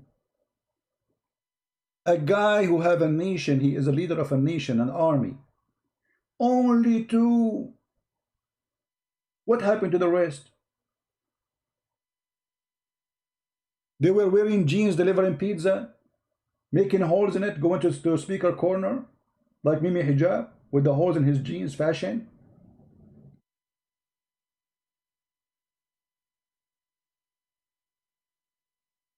So as you see, stupidity is amazing. They think they speak smart, but the second they speak, they make poo-poo. And we take their poo-poo, and by the way, it's very useful. We use it as a fertilizer for the Quran. And that's why they don't dare really to prove me wrong. Prove me wrong, here we go. Right? And the funny here, by the way, the Muslims, they say, the Jews, they took the land of the Palestinian. That's not fair. Well, Allah has ordered them to take it. Go ahead and read it. Is that your Quran? Once I was doing a seminar, you know, and a guy, he stood up, he's a Muslim. He said, so what do you think about the Jews taking the land of the Palestinian? Is that fair? I said, sound like you are a Muslim, are you? He said, yeah, I'm a Muslim. I'm proud to be Muslim. He's very upset because people, they were dying laughing at what I was saying about Muhammad. I said, okay, as long as you are a Muslim, can you open your Quran, chapter 5, verse number 21? He said, what? What verse in the Bible? I said, what Bible? I said, Quran, chapter 5, verse number 21. He said, okay, hold on. So he grabbed his phone and he started looking and he said, okay, well, what about it? He said, I should read it. He started reading. He said, okay, so it says there that Allah, He ordered Moses to attack the Palestinian, and this is the land of the Jews. Allah assigned it to them. He said, this is not the Jews. Those are not Jews. It says Musa. Do you see it says Musa? This is not, he said, this is not about Musas. This is not about Musas. Where it says Musas? He said, read. He said, it says nowhere it says Musas. I said, read the verse after it, read the verse before it. Potato. Remember, Musa said to his people, O my people, call in remembrance and the favor of Allah into you when He produced prophets among you and made you kings.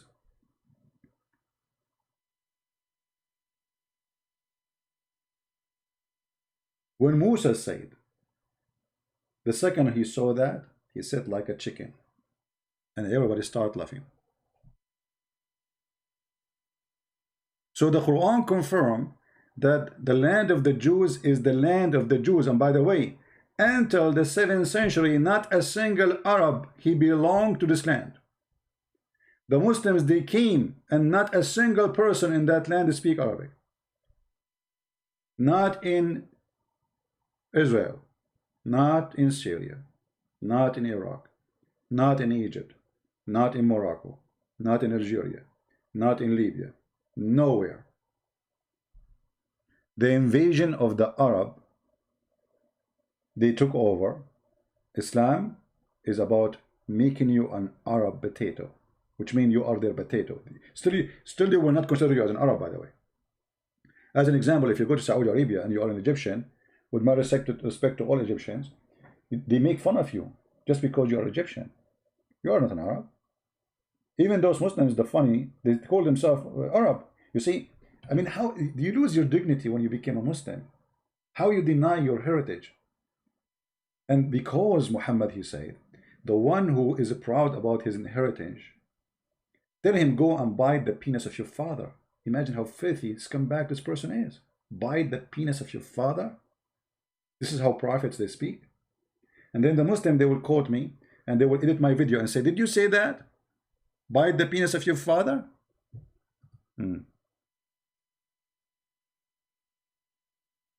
Oh, hold on. Let us see.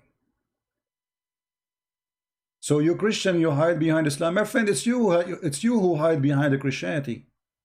You Muslims, as an example, Muslim proper, just to show you how you are a stupid fraud. You live in England and you pay tax to the Queen of England, and the coin you hold have the picture of the Queen of England. According to Islam, you are not a Muslim. Your prophet, he says, Man ashara qawmin fahuwa minhum, arba'ina yawman fahuwa minhum. The one who lived with them for 40 days, he is one of them. Your prophet said in the Quran, in the same chapter we are reading, chapter 5, that the one who take them as a friend or a protector, he is one of them. Who is the police who is protecting you there? Who is the queen? Is she a Muslim queen? Or she is not? She's a Christian. Even her crown have a cross in the top of it. Read the Quran. You are a coward who decide to live in England even though the Quran forbid you from obeying and to be subdued potato to a Christian king. Those, let us see what the Quran is saying. O who you believe, take not the Jews and the Christians for your friends and protectors. Who is the head of the army? The Queen of England.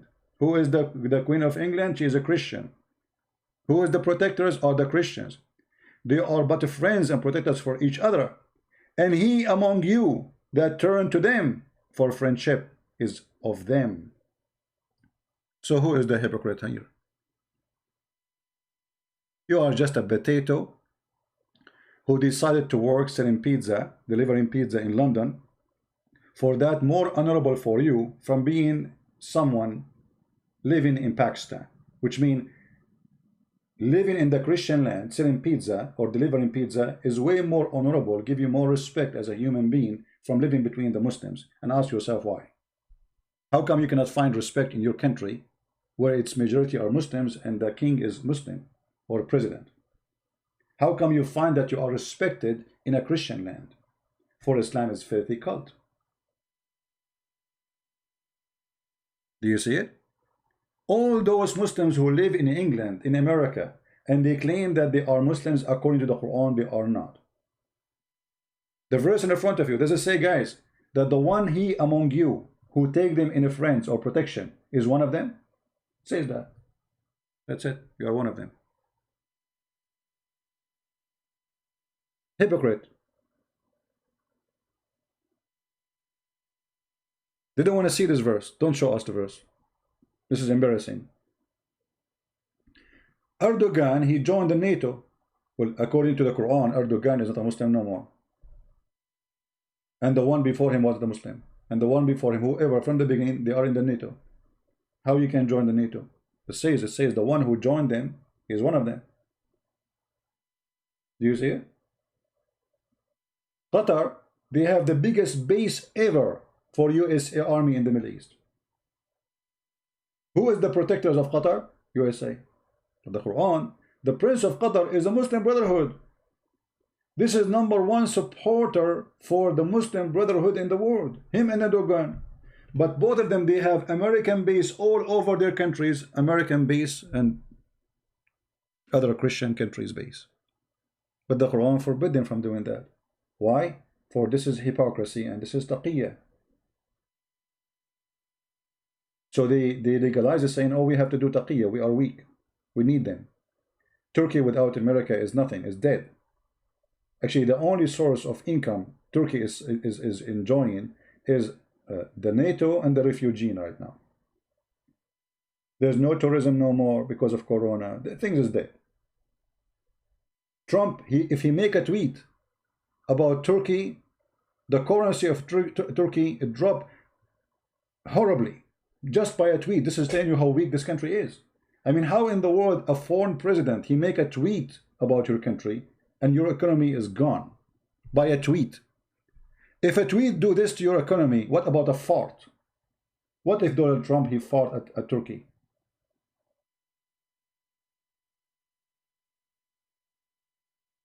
And yet they are subdued to the NATO, subdued to the will of etc., the will of Donald Trump, the will of etc., and they live in England and they speak, we are Muslims. Alhamdulillah, brother, we are Muslim, brother. Alhamdulillah, you are not a Muslim, you are false.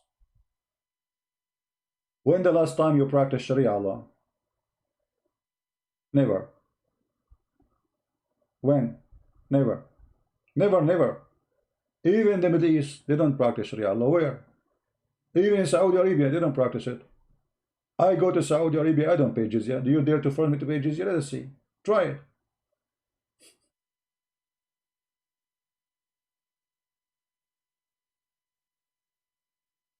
All right?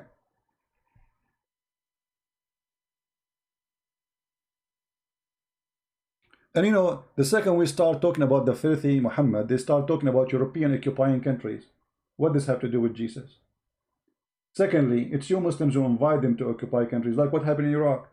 More than 80 mullahs came and kissed the shoes of George Bush. Please come, save us from Saddam Hussein. And the stupid George Bush, he went there, believing them. They get rid of Saddam Hussein, and now the Shia took over, and now they don't want them. They use you. The same as now, you know, all of them, they are the same. Who is the one who invade the American to this north of Syria? The Kurdish. But the Kurdish are Muslims. Who is the one who's asking, begging USA to go to Saudi Arabia? The king of Saudi Arabia. Is he a Jew? And the Muslim, they say, is a Jew, actually. What about Emirat? What is the Muslims? You see, Islam is not exist no more. Go and see what's happening, my friend. Islam is a balloon. All what you need, a needle, you can get it for free from a Christian prince. You give it in the bum of Muhammad and the balloon, but be careful, it's full of fart. We turn off our Skype already.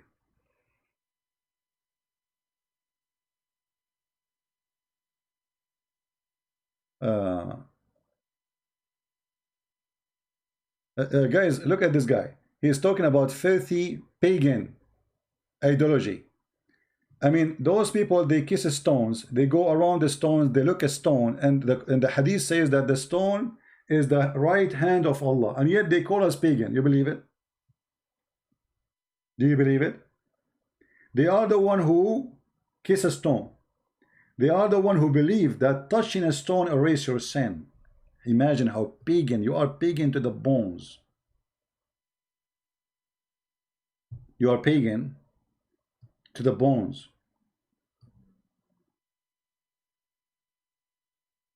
What kind of religion teaching you that touching stones erase your sin? Unless it is pagan. And yes, it is.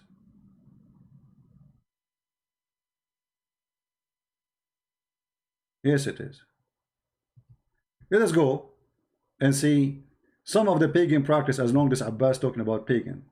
Give me a second, please.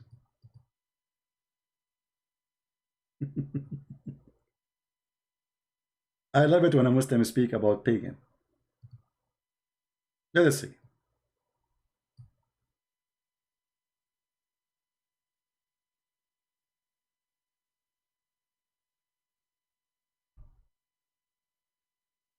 The Muslim, they practice tawaf around the Kaaba.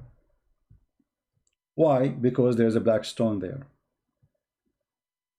Read carefully.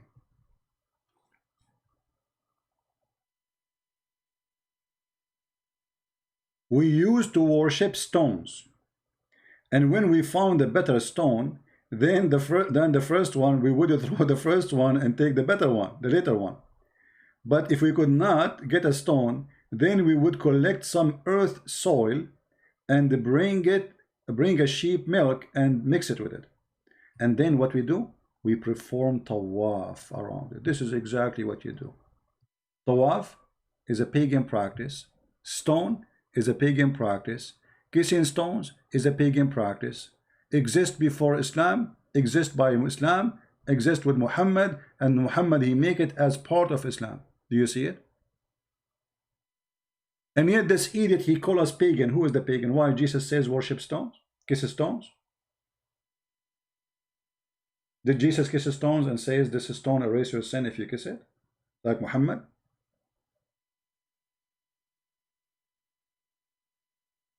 Those Muhammadan, they, especially like Abbas, he's like a prostitute, work in Playboy station, and she claimed to be the Virgin of Pakistan. Her boobs is coming out, her nipples in her nose, yet she is wearing burqa.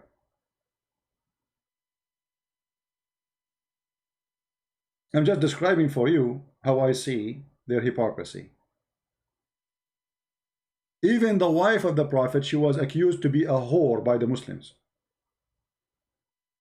The Muslims accuse Muhammad's wife to be a whore. The Muslims accuse Muhammad to steal underwear. Who? The Muslims. And I challenge anyone to say it's not true. And then what happened? Muhammad, he come with Allah saying, oh, if you accuse somebody with adultery, you have to bring 4 witnesses. What? What? 4 witnesses. So Abbas, he go to his house. I don't want to insult his Abbas. Forget about Abbas. You might think I'm trying to insult him. Muhammad, he go to his room. He found his wife with a guy. He cannot go to the court and say, my wife, she is cheating.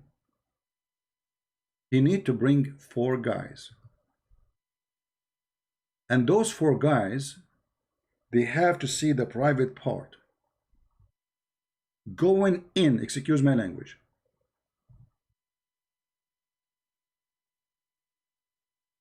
The private part of the women. The 4 of them. How that can be? How that can be? Have you ever heard of a stupid thing like this? We have to find 4 witnesses, and all of them, they have to see the private part. So if they are doing it and she is wearing her skirt, they will not see anything. The Arab man, he is wearing his dress, long dress, is going to be covered too. They will see nothing. So if you see, there's a story actually about a guy, he came and they found him having sex with the Muslim women, and even the witness, they describe that he saw her legs around her neck, making his head like a head of a donkey, like her feet. I mean, description is funny.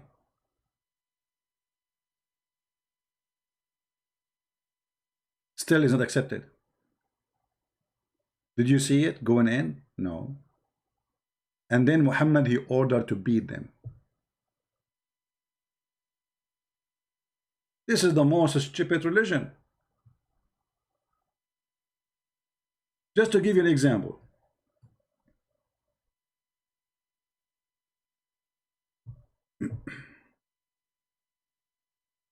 But let me first see if I can find this hadith here.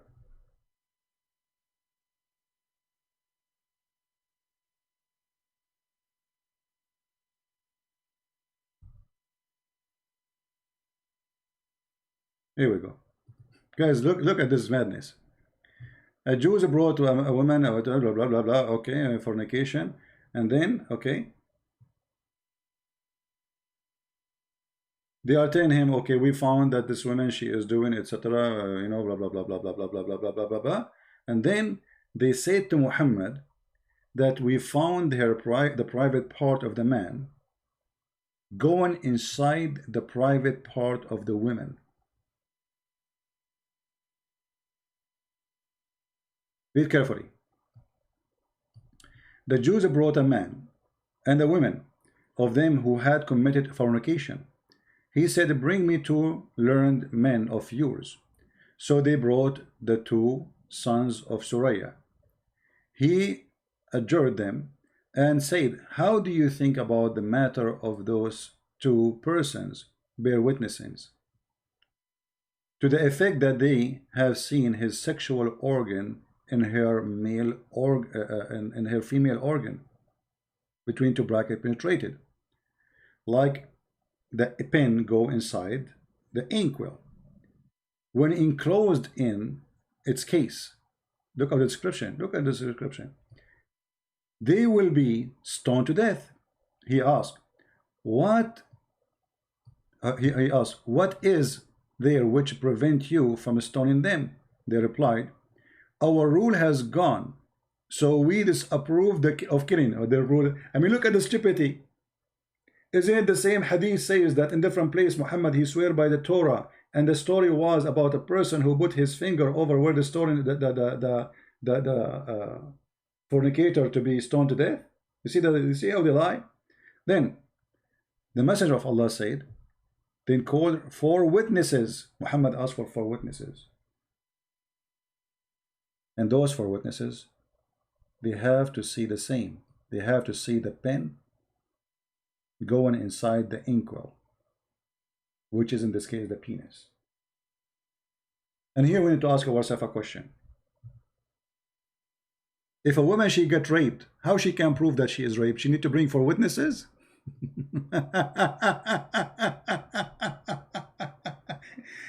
Not only it's impossible to bring 4 guys, and they have to see your wife, her, excuse my language, guys, forgive me please, her legs is wide, forget, I'm not going to say anymore.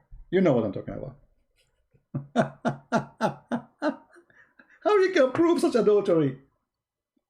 And Muhammad, he made this rule because of his wife Aisha. They accused Aisha that she was sleeping with Safwan. How many witnesses you have? 3? Okay, I will make them 4. So he said 4 witnesses. 3 is not enough. 2 is not enough no more. Imagine in the case of murder, you need 2 witnesses only. In the case of fornication, you need 4.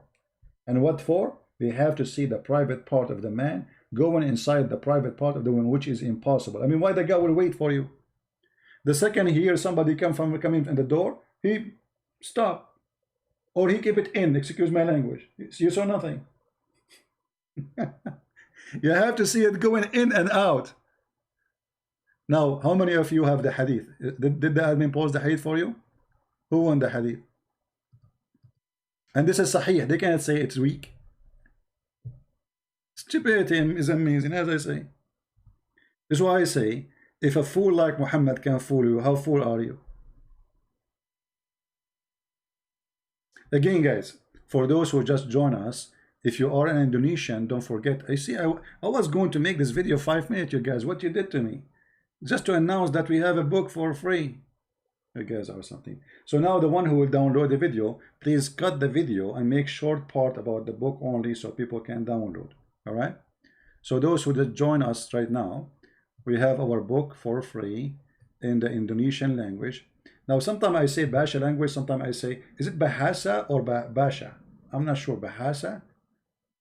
I'm not sure how they say the word. Bahasa? Is it Bahasa? I want to change it, make it Basha, man. Anyway, so if you are an Indonesian person, and my gift to you, we have already 2 books as a gift to you from a Christian Prince for free. You can click at the link down in the info of this video, and you can download immediately the book. This is not for sale, it's for free. It's a gift from me, so nobody is allowed to say it. If somebody said it, I will sue him. I will take him to court. Don't ever do that. It's for free. So please, if you are Indonesian, tell your family. It's a very important book. Now you have 2. If you really study those books carefully, Islam is not only is gone, Islam is destroyed. And I hope that those 2 books will make a revolution inside Indonesia, and Indonesian, which I love very much. I really appreciate them. Wonderful people. They will be saved. They told you something about Islam. The truth is in those books. And it's for free. What do you want more? How far we can go? How far we can go? How far we can give? And by the way, this is how we support ourselves, by those books. So when we give them for free, simply we are giving out our support. But don't worry, the Lord is our provider. There's many good people always, they support us and they give donation. So God is good, and maybe we lose in a place, but we will never lose there because we will win souls. So I'm not going to keep it longer. I want to say thank you all, guys, for being here. And again, I want to say thank you for the one who translated this book and other books. All the translators who translated my books, they did it voluntarily. Wonderful people. Wonderful people. Not even a penny to their pocket. The funny, actually, there's one translator. What happened, there's a guy, he's an atheist. He said to me, so how come your Lord Jesus is not providing you with a translator for that language? I was saying I wish to get a translator for, So he was making fun.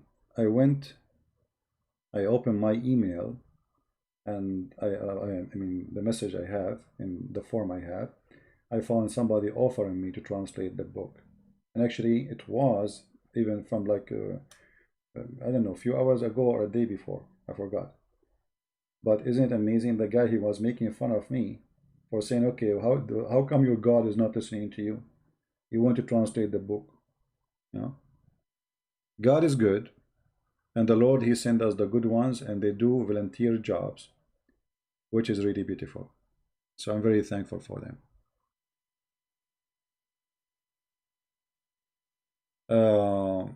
Anyway, I think we have enough for today. And those who will download the video, please cut it. Make short video about the book in the beginning, introduction, and that's it. You can load it and put the link underneath so people can download the videos. All of you do that. Share in your forum. Let everybody know.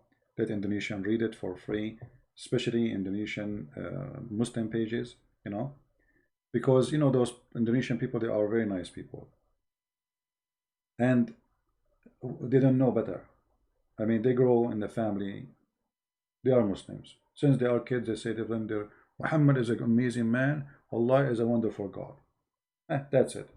But the truth is, Muhammad is the most ugly, disgusting human being ever exist in Arabian Peninsula. And me, myself, I'm ashamed of him that he's an Arab like me. I'm not proud of him. They gave us a very bad image.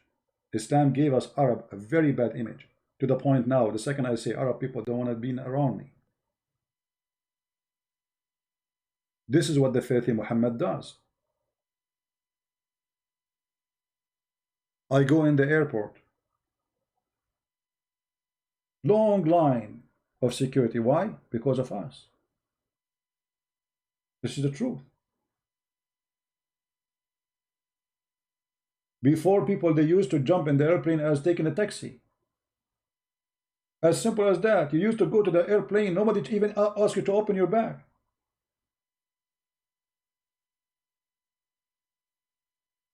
Because of Muhammad now, we spend billions of dollars for airport security, for police security. Just 3 days ago, 2 days ago, a guy from Libya, he shouted Allahu Akbar, start stabbing people in London. This is Islam. And the funny, the Muslim, they make themselves heroes defending the black African. The fact there's some African, they got stabbed between those people too. They don't care you're African or not. They stab whoever in the way. And then the second you say to them how this happened, they say this is not Islam. Well, Muhammad did the same. Those Christians, they were laying down between them. There was atheists, there was a Christian, God knows who was there, laying down in the park in the sun. The devil came, start stabbing them. This is Muhammad. The Christian, and the Jews were laying down in Jerusalem. This is their park. This is their secure refuge camp. The devil Muhammad come to them in their home, invade their home, took their home. And then they claim to be victims. This is one of the things about Islam. Muhammad, he kill you. He is the kind who will kill you, and he will go in your funeral. And he will say the guy was a good guy, by the way. But you are the one who killed him, aren't you? So I want to say thank you guys for being here. May the Lord bless you. For the last time, please download the video before the link down. As you know, I don't keep my videos. For those who are asking me why my videos don't stay, I don't keep them. Subscribe to other channels where they download my videos. There's many of them. Depend on your language. If you are from Indonesia, there's many Indonesian channels. Download my videos. Always subscribe there, and you will be able always to be updated. I don't keep videos on my channel because of many reasons. But number one reason, I like people to download them, share them. So if one day we lose this channel, we lost nothing. Or we have them all over. Like now, the guy, he called me, he says, where we can find the answer for this story? So we said, okay, let's go and search in Google. And we find it in one of you downloading the video. This is how we can preserve it. Save them in your G drive, save them in your computer, save the videos in whatever you want. You can even make accounts which are not open in YouTube, which means nobody can see the videos, just to back up your videos, you know what I mean? You download the videos, you make an account, you load their 1,000 video, make them all private, nobody can see them except you. And one day, and make another account which is open. People can join, see, watch. So if one day you lose that account or you lose a video there, still you have it in your backup in the other one. All right? So may the Lord bless you all. I apologize, I have to go. I am just trying to fix and doing some repair in my my house. It's a very old house and need a lot of work, and we need to do some work. So I want to say Christ is Lord, and no better name than his name. Not heard of someone have an equal teaching to Christ, no matter how good he claimed to be. And there is a huge difference between, by the way, somebody speak good but he don't do what he say, and someone he speak wonderfully and he was wonderful. That is the Messiah. He never committed sin. He is clean from sin. And then they say to you, where Jesus says, I am God, worship me. The God of Muhammad is full of sin. is a false god, is a shaitan, is the devil. Muhammad himself, the Quran confirmed that he's a big time sinner. We have the Messiah. His name is amazing. His words is so beautiful. You do not need to have a PhD to be touched by his words. The Muslim, they bring you as someone, he have nice voice to recite the Quran, to fool you by the voice, not by the words. His voice, whatever he's saying, is going to look nice. Bring me, if you want to see how the Quran sound like, go and see Mimi Hijab reciting the Quran. You will vomit. You will vomit literally. This is why always when they want to recite the Quran to promote Islam, they bring somebody have a very nice voice. So when you hear the Quran, you say, ah, this is nice, wow, beautiful. It is the sound, my friend. Don't make them fool you. What about you read the context of what he's reading, what he's saying? It's disgusting, it's shameful, it's stupid, it's harmful, it's dangerous. It's like somebody making a CD, and his voice is nice, but everything there is the F word. And there's too many of them these days. Disgusting. People playing those songs in their cars with no shame. Because a human being mind became corrupt. And this is exactly Islam. They think this is nice. They think this is beautiful. And yet nobody understands even what this guy is saying. So thank you. May the Lord bless you. And until we see you soon again, Christ is Lord, Islam is false. And see you soon. Take care.